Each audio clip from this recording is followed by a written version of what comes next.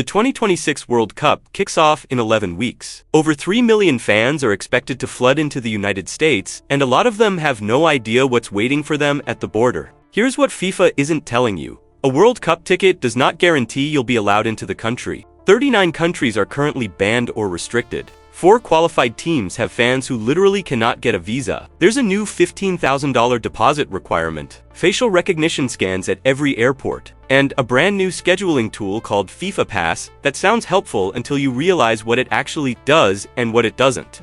I'm going to break down 10 entry traps that could get you denied at the US border, even with a ticket in your hand. Let me set the stage so you understand how big this is. The 2026 FIFA World Cup is the largest in history. 48 teams, 104 matches, 16 host cities across 3 countries, the United States, Mexico, and Canada. The final will be played at MetLife Stadium in New Jersey on July 19th. 11 cities are in the US: Atlanta, Boston, Dallas, Houston, Kansas City, Los Angeles, Miami, New York, New Jersey, Philadelphia, San Francisco, and Seattle. 3 cities in Mexico: Guadalajara, Mexico City, and Monterrey. 2 cities in Canada: Toronto and Vancouver. Now, here's the problem. The United States, which is hosting the majority of the games, just implemented the most restrictive immigration rules in decades. Travel bans, biometric scanning, social media vetting, and even a cash deposit program. And fans are discovering that having a ticket does not mean having permission to enter. FIFA knows this. On their own website, in black and white, they wrote, "A FIFA World Cup 2026 ticket does not guarantee a visa or admission to Canada, Mexico, or the United States." Read that again. That's FIFA telling you that the organization that sold you the ticket can't guarantee you'll get in. So let me walk you through the 10 traps. And I promise you that most fans don't know at least half of these, and trap number 7 is the one that's going to catch the most Americans off guard. So do me a favor and hit that like button. Let me know in the comments what travel plans you have this year, and let's get into it. Let's start with the biggest misconception I'm seeing online. People think that because they bought a World Cup ticket, they're entitled to enter the country, but unfortunately, that's not how it works. A World Cup ticket only gets you into a stadium. To get into the country, you need one of 2 things. Option 1, ESTA, the electronic system for travel authorization. This is part of the visa waiver program, and it applies to citizens of 42 countries, including the UK, Japan, Australia, Germany, France, South Korea, and others. If you're from one of these countries, you can apply for ESTA online, pay $21, and travel to the US for up to 90 days without a visa, no interview required. Option 2, B2 tourist visa. If your country is not on the visa waiver list, you need a B2 tourist visa. That requires filling out a DS-160 application, scheduling an interview at a US embassy or consulate, attending the interview in person, and waiting for approval. Depending on where you are in the world, appointment wait times can range from a few days to over a year. If you don't have ESTA or an approved B2 visa, you're not getting on the plane, period. And airlines will check before you board. Now, FIFA and the US State Department created a tool called FIFA PASS, the FIFA Priority Appointment Scheduling System. The name makes it sound like a special pass that gets you into the country, but it is not. Here's what FIFA PASS actually does. If you purchased a World Cup ticket directly through the FIFA ticketing website, you can register for FIFA PASS, which gives you priority scheduling for a B2 visa interview appointment at a US embassy. That's it. It moves you ahead in the appointment line. However, it does not guarantee you'll get a visa, bypass the security screening, override the travel ban, exempt you from the visa bond requirement, or work if you bought tickets from a third-party reseller. Read that last one again. If you bought your World Cup ticket from StubHub, Viagogo, SeatGeek, or any reseller, you do not qualify for FIFA PASS. Only tickets purchased through FIFA's official ticketing system are eligible. The US government has assigned over 400 additional consular officers worldwide to handle the anticipated surge in visa applications. That sounds generous until you remember that tens of millions of people from non-ESTA countries are trying to attend. 400 extra officers is a drop in the bucket. Bottom line, if you need a B2 visa, start the process now, not next month, right now. Every week you wait, the appointment slots fill up further. Here's where it gets ugly.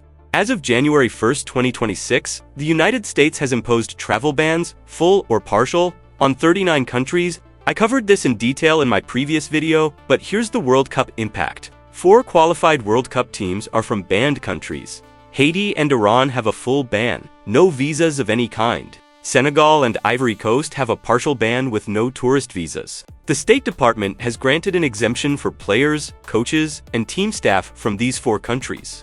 They can enter the US to compete, but their fans have no exemption. If you're Haitian, Iranian, Senegalese, or Ivorian, and you want to travel to the United States to watch your national team play in the biggest tournament in history, you cannot get a visa. Think about that.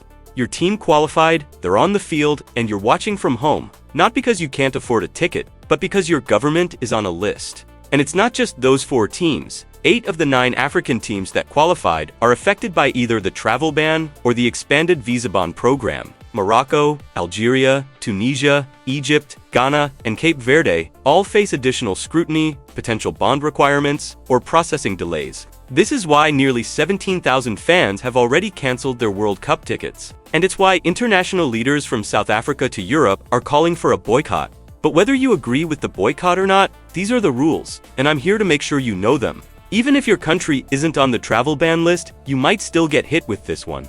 The State Department has expanded its visa bond pilot program. Here's how it works. When certain B2 tourist visa applicants go for their interview, the consular officer can require them to post a refundable cash deposit of $5,000 to $15,000 before the visa is issued. If you leave the US on time, you get the money back, but if you overstay, you lose it. The amount is set at the officer's discretion, and the program primarily targets nationals from countries with high visa overstay rates. You don't need to do anything special beforehand. The officer will tell you at your interview if a bond is required. Here's the catch for World Cup fans. Many of the countries with the highest overstay rates are the same countries sending large fan delegations. A family of 4 from one of these countries could be looking at $60,000 in deposits, just to get tourist visas on top of tickets, flights, and hotels. Someone else can pay the bond on your behalf, a family member, friend, or employer, but it must be paid before the visa is issued. This one affects everyone, not just fans from banned countries.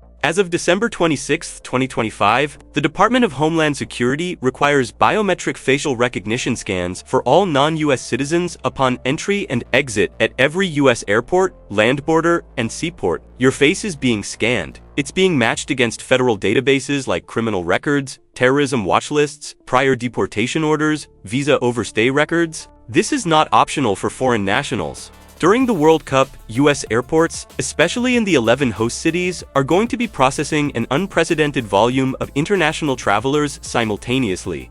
Customs and Border Protection is staffing up, but the reality is to expect longer lines. If you're arriving at JFK, LAX, Miami, Atlanta, or Houston during the tournament, add at least 2 extra hours to your arrival plan. For us citizens, you can opt out of biometric scanning by showing your US passport and verbally declining, but you'll still be going through customs. And if you're arriving at the same time as 50,000 international fans, bring a book, or bring a phone charger. Actually, bring 2. After what TSA has been confiscating lately, you might need a backup. I made a whole video about that. I'll put it up on the screen at the end of this video. This one is creeping up on people. The US government is expanding social media vetting for visa applicants. Here's what that means. If you apply for a B2 tourist visa, the consular officer may review your publicly visible social media accounts, Facebook, Instagram, X, and TikTok, as part of your background check. And ESTA is getting an overhaul too. CBP is proposing that all ESTA applicants must provide their social media handles and upload a selfie photograph as part of the application. What does this mean for World Cup fans? If you've posted anything on social media that a consular officer considers a red flag, like political statements, controversial opinions, even jokes that get taken out of context, it could affect your visa decision. The State Department has instructed applicants to set their social media profiles to public so officers can review them. If your account is private, that itself could raise questions during your interview. This is not theoretical. H-1B work visa applicants are already being screened this way. It's expanding to tourist visas and ESTA next. This is the one that catches Americans and Canadians off guard. The World Cup is hosted across 3 countries, the US, Mexico, and Canada. If you want to follow your team across borders, say, watch a group stage match in Houston, then catch the next match in Monterrey, you are crossing an international border. And you need proper documentation for EACH country. Your US visa does not get you into Mexico or Canada. Your ESTA does not work in Mexico. A Canadian ETA does not work in the US. If you plan to attend matches in more than one country, you need, for the US ESTA or B2 visa, for Canada, ATA Electronic Travel Authorization, or Canadian Visitor Visa, for Mexico, many nationalities can enter visa-free for up to 180 days, but you must check requirements for your specific passport. And every time you cross a border, you go through immigration again. New lines, new screening, new potential for delays or denial. Don't assume you can hop between countries just because they're all hosting the same tournament.